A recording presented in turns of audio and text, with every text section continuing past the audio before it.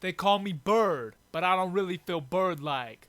This place that I'm in seems more oppressive than the Third Reich. See, they clipped both my wings, now I'm unable to fly. And really at this point it would be fatal to try.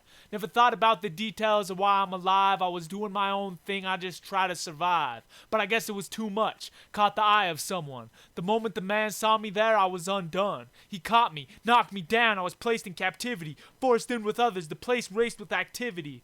The birds living here were mixed in different colors. There were cool cats, big dogs, and dissonant others.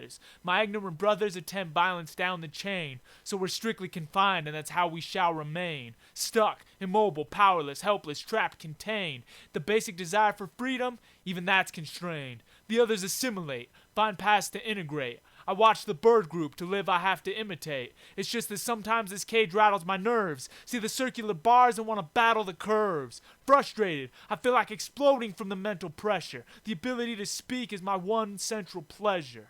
I'm skilled at it, better than most in this lockdown. Talk now, the man tells me when he lets me walk around.